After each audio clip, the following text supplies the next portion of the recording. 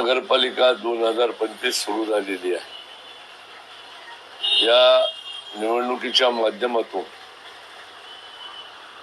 मी नंदकिशोर मुंदडा, माझी निशाणी छत्री आणि माझ्या पॅनलची निशाणी छत्री आहे। मी 47 वर्ष झालं राजकीय कार्यकर्ता म्हणून, सामाजिक कार्यकर्ता म्हणून काम करतोय। 25 वर्षामध्ये विमल मुंदडांनी आमदारकी, राज्यमंत्री, कॅबिनेट मंत्री पद घेतलं, पण मी कायम जमिनीवर संघर्ष करीत राहिलो आणि डॉक्टर विमल मुंदडाही कायम संघर्षातच विकासात्मक कामं केली। परंतु आम्ही मतदारसंघाला, केज मतदारसंघाला कुटुंब समजून सुखदुःखात जाणे, संपर्कात राहणे, त्यांचे प्रश्न समजून घेणे, त्यांनी सभागृहात मांडणे, शासनाकडून निधी आणणे आणि मला वाटतं रस्ते नाल्यापासून ते साठवण तलावापर्यंत, सबस्टेशन पर्यंत, वीज आणि हॉस्पिटल पर्यंत खूप प्रचंड काम केलं। माझ्या आयुष्यामध्ये पदं मिळाली, माझ्या पत्नीला असो, माझ्या सोनाला असो, पण माझ्या मागला आयुष्यातला संघर्ष कधीच संपला नाही। सुरुवातीला निवडून आलो, इलेक्शन पिटिशन झालं, हायकोर्ट ते सुप्रीम कोर्टापर्यंत प्रत्येक तारखेला लोकांनी पेढे वाटले, त्यांचं पद जाणार। माझे कार्यकर्ते रडायचे, मी त्यांना हिंमत द्यायचो आणि सोमवार ते शुक्रवार मी कोर्टात राहायचो आणि शनिवार रविवार मतदारसंघात फिरून रोज 400 पत्र हाताने लिहायचो, ते पोस्टात टाकायचो आणि मला वाटतं ते लिफाफ्यावर लिहून सुद्धा त्यावेळेस मी ड्रायव्हरही ठेवू शकलो नाही। मी कधी माझा स्वाभिमान विकला नाही। विमल मुंदडाच्या काळात आरटीओ ऑफिस झालं असेल, ऍडिशनल एसपी असेल, कृषी महाविद्यालय असेल, ऍडिशनल कलेक्टर ऑफिस असेल, अशा प्रचंड नळ योजना अंबेजोगाईची, धनेगावची असेल किंवा काळवीटची असेल, मला वाटतं ह्या सगळ्या अशा हजारो विकासाची कामं झाली। मग त्यात लोखंडीचा दवाखाना असेल, वैद्यकीय महाविद्यालयातल्या building, dean building, ward building असतील, आणखीन प्रचंड आहे। संघर्षातून यशाकडे ज्याला आपण म्हणतो, आता आमचा स्थिर आणि यशस्वी कार्यक्रम चालू आहे। नेता असा कसा तर आदरणीय पंकजाताई सारखा, आदरणीय फडणवीस साहेबांसारखा, की समजून घेणारा आणि प्रश्न सोडवणारा। हे करीत असताना आपण आता जुनं काही सांगणार नाही। आता नगरपालिका आली, पण ह्या नगरपालिकेच्या ह्या 3 वर्षात सत्ता ज्यावेळेस महाविकास आघाडी आली होती, दात टोकरायला काडी घेतो तेवढाही निधी मतदार संघाला मिळाला नाही, तरी आम्ही डगमगलो नाही आणि अंधारात कुणाला माझं कुटुंब भेटलं नाही। ह्या जी आता पुढारी आहेत त्यांनी इनाम ऍक्ट मध्ये जमिनी घेतल्या, कवडी भोल भावात घेतल्या, देवस्थानाच्या जमिनी कवडी भोल भावात घेतल्या, पण त्याच्यावर पैसे कमवले, बोगस गुत्तेदारीवर कमवले। 4000ची खुर्ची 19,500 लावली। गाळ काढायला, विहीर बांधायला कुठल्याही शेतकरी 5-6 लाख रुपये लागतात। दत्ता भाऊ, आपण सुद्धा शेतकरी आहात, मला वाटतं ती विहीर काढताना खोदताना तुम्हाला माहिती 5-6 लाख रुपये कड्यासहित होतात। 30-30 लाख रुपये गाळ काढण्याचे मला वाटतं ह्या सगळ्या माध्यमातून त्यांनी उचलली। मला वाटतं कुठलं लक्ष नाही। मला वाटतं घनकचरा वाहताना एखाद्या ट्रॅक्टर त्या घनकचऱ्याच्या ऑफिस मधून निघालं तर एंट्री होते, ते ट्रॅक्टर यायला अर्धा घंटा, कचरा भरायला कमीत कमी अर्धा घंटा, परत जायला मला वाटतं 1.5-2 घंटे जर त्याला लागत असतील तर तुम्ही 20-20 मिनिटात वाहनं कशी दाखवली। फोर्ड फियागो आणि तवेरा गाड्यात तुम्ही कचरा नेता आणि आज तुम्ही काय म्हणता, माझ्या शेतात पाईपलाईन असेल तर नळपट्टी मागण्याची जबाबदारी कुणाची आहे? नगरपालिकेची। साहेब, तुम्ही त्या संस्थेचे प्रमुख आहात। मी आता फॉर्च्युनर मध्ये फिरतोय साहेब, माझ्या आयुष्याची तपश्चर्या।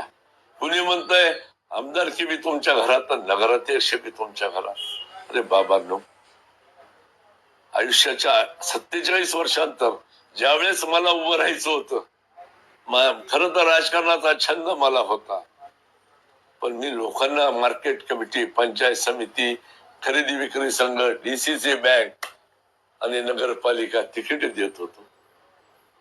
पण इतक्या निवडणुका दर 5-7 वर्षांनी, ही निवडणूक जर 8-9 वर्षांनी सोडली तर प्रत्येक निवडणुका 5 वर्षांनी होत होते, पण मला एकानेही माझं मन ओळखलं नाही आणि मला कधी म्हणलं नाही तू तिकडे लढ, एखादं तिकीट ठेवा। त्यांना वाटलं मी चांगला प्रचारक आहे, मला उभा टाकायचं नाही, आणि मी ते विसरून गेलो. आजही मी तुम्हाला सांगतो की मला उभं राहायचं नव्हतं. मी सगळ्या प्रमुखांना सांगितलं, मग ते दिलीप दादा असतील, अरहिमभाई असतील, तुम्ही सगळे. पण माझा एक मित्र आहे अनिल बायस, त्याने एक पोस्ट टाकली आणि त्यांनी मला एका बैठकीला बोलले. तिथं आदरणीय डॉक्टर पवार साहेब, आदरणीय कांतीलाल दादा, आदरणीय रेणापुरे मामा आणि आमचे आदरणीय शिवराव कराड साहेबांचे जावे अशोक केंद्रे, आणि त्यांनी मला सांगितलं आयुष्यभर कव्हर करतोस, आता तू उभा टाक. मी त्यांना म्हणलं अक्षयला पाठवतो, तुम्ही अक्षयला. मी अक्षयला पाठवलंच नाही, आणि मी सगळ्याला अक्षयचा प्रचार सुरू केला. पण योगायोगानं सगळ्याकडून फीडबॅक आला अक्षयला. मग अक्षयला 300 लोकांना फोन लावला की कुणाला उभं करावं होतं. प्रत्येक जण म्हणला कुटुंबातला. मी त्याच्यात त्या ह्या प्रक्रियेतच नाही. मी माझा अक्षयचा प्रचार करीत होतो. तुम्ही गावातल्या लोकांना भेटा, त्याही माणसांना सांगायला लागलो मी अक्षयचा प्रचार केला. मग जर मी ते केलं असेल तर 300 पैकी 300 माणसांनी सांगितलं काकाजीला. आणि मला वाटतं आयुष्यातली पहिली आणि शेवटची निवडणूक लढतोय. बाबा, नो ओपन झाला तरी तुम्ही, ओपन महिला झाली तरी तुम्ही, ओबीसी महिला झाली तरी तुम्ही, ओबीसी पुरुष झालं तर तुम्ही, एससी झालं तर सोडून देता. दुसऱ्यासाठी केव्हा काय केलं? तुम्ही तुमच्या घरातला अध्यक्ष, तुम्हीच नगरसेवक, तुम्हीच उपाध्यक्ष ना. दुसरं कोण उपाध्यक्ष केलं तुम्ही? आणि पुन्हा फौजेला रिजवर पाठवून अध्यक्ष तुम्ही झालात. जेव्हा दलित समाजाच्या माणसाला निवडून द्यायची संधी येते तेव्हा तुम्ही अंग काढता. नंदकिशोर मुंदडाने, विमल मुंदडाने महादेव मस्केंनाही अध्यक्ष केले. मी उपकार केला नाही का त्या महादेवराव मस्केनं आजही आमच्या पाठीमाग एकदा अध्यक्ष केलं, पण आयुष्य आमच्यासाठी आमच्या खांद्याला खांदा लावून धरलं. मी निवडणूक लढताना मी एक मत मागत नाही. मी माझ्या प्रत्येक मतदाराला म्हणतो, एकटा निवडून येऊन माझा काही उपयोग नाही, मी तुम्हाला न्याय देणार नाही. तुम्ही माझ्या पॅनलला बहुमत द्या, त्यांच्या चांगल्या वागण्याची जबाबदारी मी घेईल. आणि आयुष्यात माझ्या ह्या शेवटच्या टप्प्यात आयुष्याचं आणखीन इतके दिवस नाव कमवलं, त्याचा मी उच्चांक गाठल आणि अंबेजोगाई मॉडेल शेअर करेन. नमिता मुंदडांनी प्रशासक आल्यानंतर 206 कोटी रुपयाची नळ योजना केली. अंबेजोगाई शहरामध्ये 7 नवीन टाक्या, जिथं पाईपलाईन नाही तिथं पाईपलाईन. धनेगावला मांजरा प्रोजेक्ट मध्ये तळ्याच्या जवळ नवीन विहीर पाडून सौर पॅनल दिवसा लाईट देणं नगरपालिकेला बिल वाचविणं, आणि नवीन पाईपलाईन 60% जमिनीमध्ये गाडली गेली. विमल मुंदडांनी मंत्री असताना वरवटीला MIDC आणली, पण ती MIDC तिथल्याही शेतकऱ्यांनी विरोध केला. भूसंपादन झालं तर आम्ही फॅमिली संपवून घेऊ. सरकार हतबल झालं, आम्ही हतबल झालं, नाच सोडला. पण नमिता मुंदडांनी ह्या 6 वर्षात नाद नाही सोडला, जागा बघत राहिलो आम्ही. शेवटी आज मांडव्या रोडला मौलाली पहाडाच्या खाली आणि घनकचऱ्याच्या माग 80 हेक्टर जागा म्हणजे 200 एकर जागेमध्ये MIDC मंजूर केली. मंजूर शब्द आहे. राहिले कुठं आता? कलेक्टर साहेब मोजणी करून महसूलची जागा MIDC ला द्यायला तयार आहे, परंतु त्यासाठी मोजणीचे पैसे भरा म्हणतायत. सर्वे नंबर मोठा आहे आणि MIDC म्हणते फुकट करा. आचारसंहिता कारण हे कळीवीट तांड्यामध्ये येत आहे. आचारसंहिता जिल्हा परिषद संपल्यावर याच्यावर तोडगा होऊन भविष्यात त्याला समतोल करण्याकरता पैसे, लेवलिंग करण्याकरता पैसे आणून ज्यालाही स्मॉल स्केल मध्ये इंडस्ट्री करायची आणि प्रोजेक्ट रिपोर्ट ज्याला खरंच करायची अशाच माणसाला प्लॉट देण्याचा आमदारांचा प्रयत्न राहील. आणि मला वाटतं तिथं त्याने युनिट टाकावं आणि नवीन रोजगारांना तिथं काम मिळावं, ही त्याच्यातली सद्भावना आहे. मांडवा रोडला गेली 3 वर्ष झालं 30 एकर मध्ये जेल व्हावं म्हणून आमदार मुंदडांनी प्रयत्न केला. ती जागा मिळवून दिली. 8-10 दिवसापूर्वीच आदरणीय मुख्यमंत्री देवेंद्र फडणवीस साहेबांनी 30 एकर जागा महसूल कडून ग्रहकडे दिली. आणि त्या ग्रहकडे दिलेल्या जागेत येणाऱ्या काळात ताबा होऊन मला वाटतं भविष्यात जेल होईल. आता जेलचा अंबिजोगाईला फायदा नाही, पण भविष्यात 500 कर्मचारी अधिकारी त्याच्या नियोजनासाठी लागतील. त्यावेळेस अंबिजोगाई दूध, कपडे खरेदी, किराणा, औषध, डॉक्टर, मोटरसायकल दुरुस्ती, फोर व्हीलर दुरुस्ती, आणि हॉटेलमध्ये गेलं तर जेवण, आणि हॉटेलमध्ये गेलं तर चहा नाश्ता. मला वाटतं हा अंबेजोगाईच्या विकासाचा भाग आहे. साहेब, मधल्या काळात आम्ही पदावर नव्हतो, नवीन बिल्डिंग बांधावी एवढा मेंटेनन्सच्या नावाखाली खर्च झाला. कोण लक्ष देणार? ते सुद्धा नमिता मंडळाने क्लास 3, क्लास 4 आणि क्लास 2, क्लास 1 अद्यावत क्वार्टरचं काम चालू केलं 300 कोटी आणून. हा विकास नाही का? त्याचबरोबर सभागृहात आज सुवर्ण महोत्सवी वर्ष आहे. MRI नवीन आणलं, सिटी स्कॅन आणलं. त्याचबरोबर मेडिकल कॉलेजमध्ये हे 50-100 हे केलं.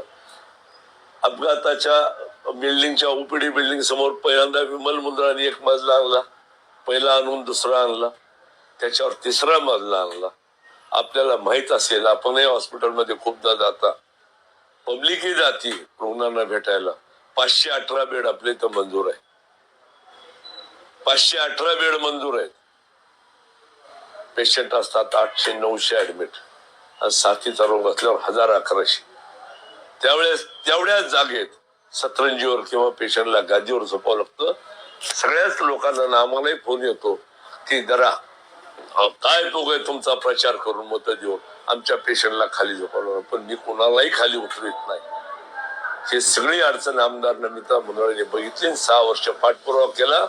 या सुवर्ण महोत्सवी वर्षात 1150 बेड करण्याचा निर्णय झाला, आणि आता मास्टर प्लॅन होतोय. सभागृहाचे व्हिडिओ आहेत त्यांच्या ह्या सगळ्या गोष्टीवर. आणि शासनाकडे मागितलं, आणि शासनाने निर्णय घेतला आणि 1150 बेड मंजूर केले. येणाऱ्या 3 वर्षात 1200 कोटी रुपये येऊन नवीन 2 टॉवर 10-12 मजली होतील. साहेब, कोरोना काळामध्ये महाराष्ट्रामध्ये मंगल कार्यालय विकत घ्यावी लागली. महाराष्ट्रामध्ये वॉटरप्रूफ मंडप करावं लागले. एका हॉस्पिटलमध्ये 1000-1100 पेशंट ऍडमिट होऊन हजारो पेशंट दुरुस्त झाले. तुम्ही त्यावेळेच्या ज्या डॉक्टर्स आहेत, मग ते CMO असतील, मेडिकल ऑफिसर असतील, फिजिशियन असतील, किंवा तज्ञ असतील, किंवा प्रायव्हेट डॉक्टर तिथं काम केलं, त्यांना विचारा सगळ्यात जास्त कोणाचे फोन आले. माझ्यावर 12 ते संध्याकाळी 8 पर्यंत 2 पत्रकार आणि 2-3 माझे सहकारी, आम्ही दिवसभर कोरोनात सोबत राहायचो. त्यांना विचारा, मी लघवीला जायचं बाथरूमला, तर मी जात नव्हतो. का? तर मी त्या पेशंटला ऑक्सिजन बेड देण्याचं डॉक्टरला पेलंगाई म्हणलं, आणि त्याला जाऊपर्यंत दुसरा पेशंट तिथे झोपला, त्यानं कुठे जावं. आणि ऑक्सिजन बेडचा पेशंट व्हेंटिलेटर बेडसाठी शिफ्ट केला, आणि तवर त्या व्हेंटिलेटर बेडवर कुणी जाऊन झोपलं तर इतरकडला बी नाही, तीकडला नाही. कंटिन्यू फोन करीत होतो. आणि आपल्याला माहिती असावं, त्यावेळेस रस्ते बंद, मोटरसायकली बंद, गाव बंद, हॉटेल बंद. त्या काळामध्ये मी रुग्णांना, ज्या कारण नातेवाईक घरचा येईना, मग मेडिकल कॉलेजमध्ये असे तिथं असे, मी त्या रुग्णांना तिथलं जेवण जाईना. मी 500 लोकांना रोज सकाळचा नाश्ता 2 टाइमचा डबा दे. मी उपकार नाही केला. आजही मी खेड्यात जातो, मला दुपारी भूक झाली तर त्यांच्या घरावरची माय माऊली मला भाकर भाजी मला आवडती ती करून खाऊ घालती. ते कर्ज फेडायचं असतं प्रेमानं. वेळ आली, ती काही जेवायला माझ्याकडे आलं नाही. त्या काळात रेमडेसिवीर काही कार्यकर्त्यांच्या खिशात होते. मी भांडून रेमडेसिवीर द्यायला लावले. मी बी आमच्या कुटुंबी एक महिला बँक चालवतो. 3 महिन्याला जरा 3 महिन्यात हप्ता नाही भरला तर नोटीस जाते. त्याच्यात आम्हालाही माहित नसतं, डायरेक्टर बोर्डालाही माहित नसतं. कर्मचाऱ्याचं ते काम आहे, कर्मचाऱ्याचं दत्तभाऊ ते काम आहे. तुमची नोटीस कधी निघते? ती कुठं बरोबर फिरायला, त्यांचा नातेवाईक विरोधात फिरायला. साहेब, असं एक उदाहरण केलं असेल, आणि मी एका माझ्या बँकेच्या, आमच्या म्हणतोय, एका माणसाला जर मी म्हणलो असेल की माझ्यासाठी प्रचार करा, तुम्ही देताल ती शिक्षा घेईल आणि राजकारण सोडा. कारण बँक ही चांगल्या माणसाला, कार्यकर्त्यालाच म्हणून नाही, ज्याची व्यावहारिक कॅपॅसिटी आहे, मग तो विरोधातला का असना, त्याला कर्ज देणे आहे, आणि त्याला वेळशीर भरणं आहे. त्यानं जर आमच्या फोनवर प्रचाराला आला आणि उद्या हप्ता नाही भरला तर काय करायचं आम्ही? कारण हा पैसा लोकांचा आहे. मी 35 म्हणजे आमची बँक ज्यावेळेस पासून सुरू झाली साहेब, आम्ही एक दिवस बी डॉक्टर विमल मुंदळानं, नमिता मुंदळानं किंवा आम्ही गाडीचं भाडं किंवा शाल सुद्धा तिथून घेतलेलं नाही. का? ते इन्स्टिट्यूट आहे, ते जपलं पाहिजे. आणि आम्ही मोठं बी केलं नाही, कारण आम्हालाही भरपूर शाखा मिळत होतात, पण आम्ही ते छोटं ठेवलं. तुम्ही बँकेत कर्ज दिलं म्हणजे विकास गावचा नाही झाला, तुमच्या इन्स्टिट्यूटचा झाला. हो बरोबर आहे, तुमच्या इन्स्टिट्यूटचा झाला. पण परवाच मी पार्श्वभूमीला बातमी वाचली साहेब, ते 1.5 कोटीचं कर्ज घेऊन 40 कोटीची प्रॉपर्टी हडप करण्याचा त्याच्या चौकशी झाली. आणि त्या चौकशीवाल्याने काय सांगितलं, ईडी CID मार्फत चौकशी होईल. साहेब असलं काम नाही केलं. आम्ही कोणत्याही पक्षात असू, सर्व धर्म विभाव, माझ्या जीवनात सगळ्या संतांबरोबर, सगळ्या टारकरी गायका बरोबर, वादका बरोबर मी राहतो. पण सगळ्यात मोठा विषय माझ्या हृदयात माझे गुरुवर्य ज्यांनी मला काकाजी पदवी मी वयाच्या 30व्या वर्षी असताना दिली, ते आदरणीय रामकृष्ण महाराज वरपगावकर कैलासवासी गुरुवर्य, माझे आदरणीय डॉक्टर शिवलिंग शिवाचार्य महाराज चापोली आणि आदरणीय सोफी साहेब यांच्या सहवासानं मला आध्यात्मिक ज्ञान मिळालं. माझे गुरुवर्य रामकृष्ण महाराजांच्या चरणी मी एक सभागृह अर्पण केलं. पूर्वी विमल मुंदळांनी दिलेलं नमिता, पण नमिता मुंदळांनी 1,10,00,000 देऊन 4,000-5,000 माणसं बसण्याचं सभागृह केलं. मतदारसंघातल्या सर्व दर्गा असतील, हे असतील, त्यात काम केलं. मुस्लिम समाजाच्या प्रत्येक स्मशानभूमीला कंपाऊंड करण्याचं काम केलं. हे आम्ही उपकार नाही केला साहेब, हे सामाजिक एकता आहे. मी पक्ष म्हणून एक आहे आणि इन्सानियत म्हणून माझी एक पक्ष भावना आहे. समाजात जर हे चांगलं वातावरण ठेवायचं असेल तर मला वाटतं आपण सगळ्यांनी मिळून सगळ्याला सोबत घेतलं पाहिजे. मला वाटतं काल नवाब मलिक साहेब नेते माझ्या मिसेस बरोबर त्यांनी काम केलंय. परंतु खरंच सांगू का, उंच असणाऱ्या उंच नेतृत्वावर माणसांनी उंचीच्याच गोष्टी केल्या पाहिजेत. पण ते काय म्हणले, जो विमलताई का नहीं हो सका, अरे विमलताई को मैंने मौका दिया हूं, मैंने उनको साथ दिया हूं और उनके लिए मेरी पूरी जिंदगी मैं आवाम के लिए खत्म किया हूं. घर में तो झगड़े भाई भाई के होते हैं, पर वक्त आने पर भाई भाई भी एक होते हैं. ये हमारा घर का मसला है. ही इलेक्शन ही फेरपणानं जनतेच्या प्रश्नावर व्हावी. 25 वर्ष तुम्ही काय केलं ते सांगा, तुमच्या नगरसेवकांनी काय केलं ते सांगावं, आणि आम्ही 25 वर्ष 35 वर्ष काय केलं ते सांगावं. आणि मला वाटतं लोकांनी ठरवावं मत कुणाला द्यायचंय. आम्ही कुणालाही किती पटविलं आणि तुम्ही कुणालाही किती दाब दिला तरी बटन दाबताना त्याचं मन, त्याचा जमीर म्हणल बटन कुणाचं दाबायचंय. आम्ही त्या मनामध्ये आणि जमीर मध्ये यावं एवढाच प्रयत्न करतो. म्हणून माझी एकच विनंती आहे की मी उमेदवार आहे जनतेचा, आणि जनतेनं दिलं ते येणाऱ्या 5 वर्षात एवढं काम करेल की मी भविष्यात असो नसो माझी तुलना कुणाशीच कोणी करू नये इतकं चांगलं काम करेल. मी तरी थोडा बहुत राजकारणी झालो, माझं पोरगा राजकारणी नव्हतं झालं, पण ती राजकारणी नाही. ती प्रामाणिक प्रयत्न करते प्रश्नाचं, माझ्यामुळे तिला बाधा येईल असं आयुष्यात वागणार नाही, हे मात्र निश्चितपणा आहे. पण एक गोष्ट सांगतो की माझा मुलगा, जे लोक फोन उचलत नाही अमुक नाही म्हणून करतात, एखादं टाकतंय की 200 रुपयाचं पेट्रोल गेलं मग भेट झालं नाही, अरे नो कॉमेंट्स यार. लॉजवर बोलित नाही मी, पंपावर बोलित नाही, डेअरीवर बोलित नाही, इथं कधी मी कुणाला बोललेलं नाही. माझं घर सकाळपासून संध्याकाळपर्यंत 18 तास फोन उचलतो, आणि त्याचा बाप बसलाय नाही तर सेवेत. मुंबईचा निधी मी नाही आणू शकत, मागशेत जाईल, आमदारच जातील, सभागृहात आमदार जातीलच ना. त्यात तुम्हाला काय करायचंय, मी आहे ना, मैं नहीं रहूंगा तो अक्षय रहेगा. आणि आज मी तुम्हाला माहितीसाठी सांगतो, जेवढा विकास केलाय ते आमदार नमिता मुंदळा आणि अक्षय भैयांनी दोघांची ही मेहनत आहे. आणि मला वाटतं आज या निवडणुकीच्या माध्यमातून एक मात्र मला छाती टोकपणे अभिमानाने सांगावं लागेल, की मला जे जमलं नाही ते माझ्या मुलांनी केलं. माझ्या जीवनात पदापेक्षा अक्षयची मेहनत, अक्षयचा बापाप्रती मी तुम्हाला एक शेवटचं 2 वाक्य बोलून माझा विषय संपणार आहे. माझ्या आयुष्यात मी चुकीचं काम केलंय, सिद्ध केलं तर आयुष्यातून संन्यास घेईल.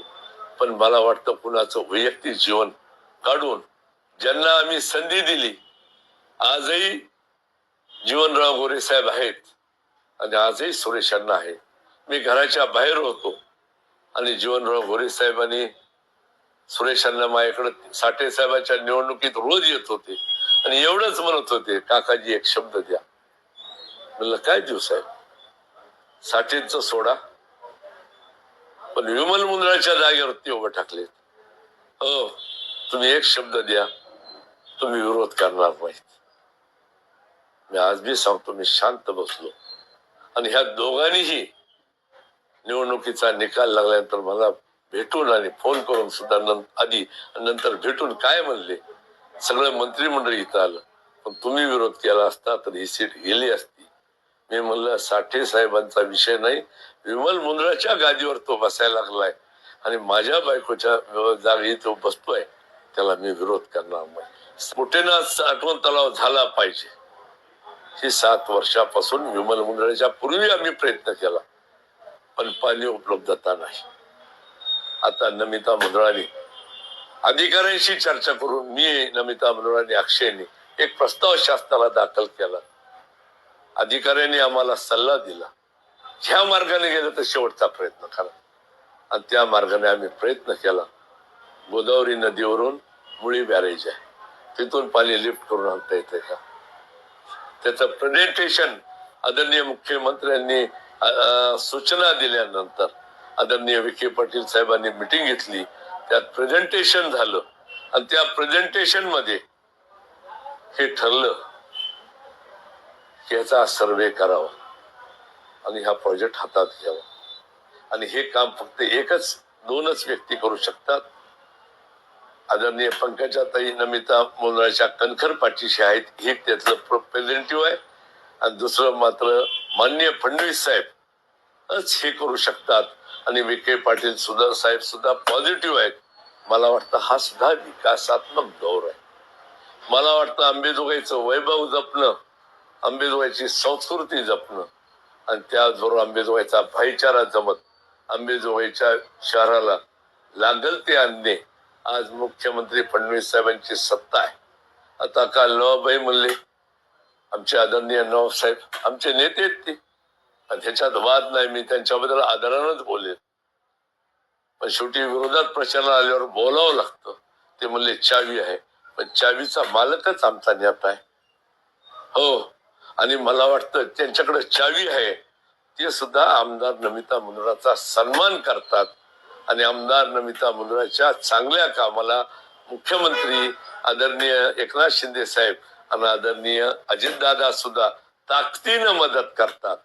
असं नाही की पक्ष म्हणून त्यांनी कधी आमदाराला मदत केली नाही, त्यांचा पक्ष वाढविणे त्यांचा अधिकार आहे. हो, त्याच्याबद्दल मला अनादर करता येत नाही.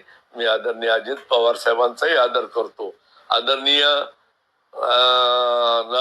नवाब मलिक साहेबांचाही आदर करतो, आदरणीय एकनाथ शिंदे साहेबांचा आदर करतो, पण माझ्या नेतृत्वावर आणि आमच्या युती सरकारवर हो आमचा पूर्ण भरोसा आहे की आमदार ह्या लोकातून निवडून आलेले आहेत आणि लोकातून निवडून आलेल्या लोकप्रतिनिधीला कायम ते साथ देतील आणि विकासात ते 1 रुपया कमी पडू देणार नाही, हा ठाम विश्वास आहे. म्हणून आम्ही आमच्या नेते मंडळीवर कुठली टीका करत नाही. ते आमचे नेते आहेत, पक्ष म्हणून त्यांचे नेते आहेत, पण सत्ता म्हणून आमचेही नेते आहेत सगळेजण. हो, हा सगळा विषय आपण लक्षात घ्यावा. आणि मला वाटतं ही निवडणूक 2 तारखेपर्यंतची आहे, पण गावचं वातावरण, राजकारणाचं वातावरण कलुषित करू नये एवढीच आपल्या माध्यमातून प्रार्थना. आणि परत एकदा आपल्याला या उद्या मतदान आहे, माझी आणि माझ्या टीमची खून छत्री आहे. द्यायचं असेल तर आम्हा सर्वांना मत द्या. एका वॉर्डात मला मत मिळाली आणि माझ्या खालच्या माणसाला मत नाही मिळाली असं करू नका, कारण एकटा माणूस काही करू शकत नाही. म्हणून आम्हाला पॅनल टू पॅनल मतदारांनी मतदान करावं, 5 वर्ष आमचा हात धरून माझ्या नगरसेवकांकडून काम करून घ्यावं. जर नगरसेवक कुठं कमी पडले तर ती जबाबदारी नंदकिशोर मुंदडा, आमदार मुंदडा आणि अक्षय मुंदडा घेतील आणि आपल्या प्रश्नाला न्याय देतील, हाच विश्वास देऊन आपण माझी मुलाखत घेतली. दत्ता भाऊ, तसं म्हणलं तर आपण एका देवीचे भक्त आहात, पुजारी आहात, पण आपण पत्रकार क्षेत्रातही चांगलं काम केलं. मला वाटतं सत्याला सत्य आणि असत्याला असत्य म्हणायची ताकद लोकशाहीच्या 4थ्या स्तंभात आहे. मला वाटतं त्या स्तंभाला, आपल्या स्तंभाला मी नमस्कार करून मला खूप वेळ दिला त्याबद्दल आभार मानतो. धन्यवाद.